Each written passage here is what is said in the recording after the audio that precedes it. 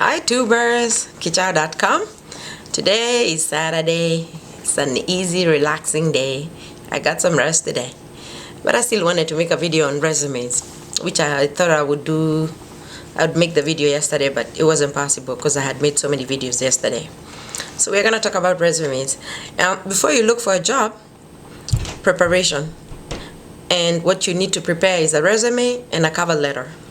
The first step to getting a good job is to prepare a resume detailing your work experience and education. The style and length of the resume is determined by the field, meaning the type of work, and the amount of time you have been working. There are plenty of good books and articles available at the library that can guide you through the intricacies of creating a selling job. But the basic elements to be included are your name, address, your email, cell phone number, or a fax, if applicable. Your previous work experience, your educational work history is required too. Every resume must be freshly typed or printed on good quality paper. Never send a photocopy.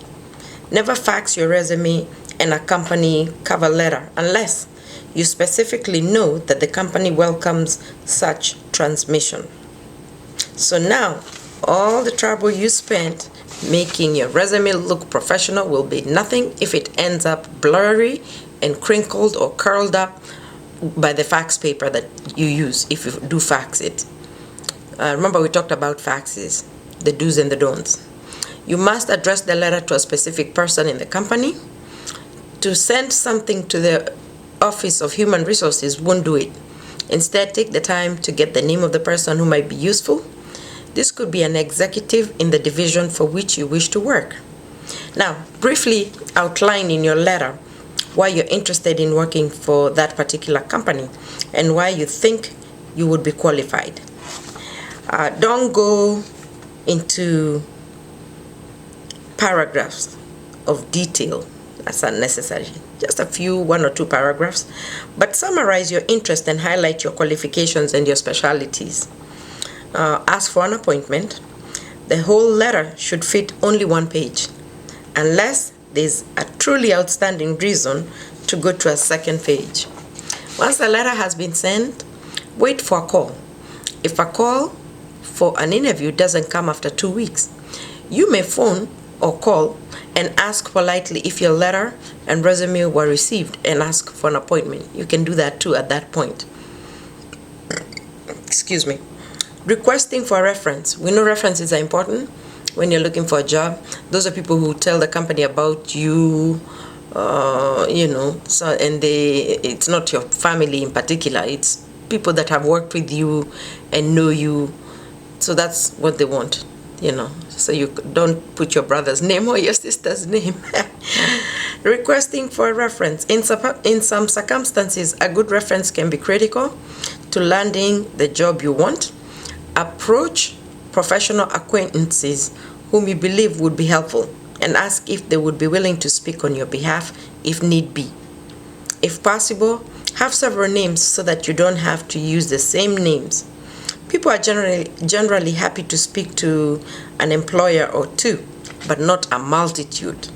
Send along a copy of your resume to each person who agrees to give you a reference. Good idea.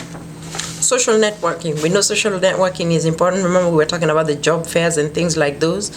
Social networking one-on-one. Sites such as MySpace, Friendster, and Facebook are a great way to connect with friends, new and old. Here are a few tips that can help you be more successful with your site. Your webpage can be viewed by anyone, not just friends. Employers, college admission officers, and family members may also visit your page. So think twice about what you post or allow others to post. If you want to post photos of others, ask their permission first. Don't accept friend requests from people you don't know. It's all right to ask others to remove from their page a photo or comment about you that you don't like. If for any reason you don't like a comment or image left on your page by someone else, it's okay to delete it. It's never okay or cool to contribute to visit pages that make fun of classmates or acquaintances. I believe that's what is cyberbullying. And some kids, you know, we've known they've taken their own lives because of the cyberbullying when they find out the betrayal. In the book Teen Manners in the library, it talks extensively about cyberbullying. So it's becoming a major issue nowadays. Like I said, it's good to go to the job fairs, you know, so that you can know which companies are hiring and what qualifications they're looking for. If you don't have those qualifications, you can work towards them. And it's also good to network with people that you know. You know, ask your friends around. They might know somebody who needs an employee or to hire somebody for some work. So your best thing is to build bridges and not break bridges, so that you're well connected to decision makers of the employment process. So that's a good idea. So you have to be really open-minded when you're looking for a job. I mean, it just doesn't come to you. You have to go out there and look for it. Hey, BTubers, I like my videos. They're going on. It's 6:05. I like that. So now I can condense my videos more and more. That's a good thing. Hey, kijao.com, and I approve this message. I'll see you in a little bit.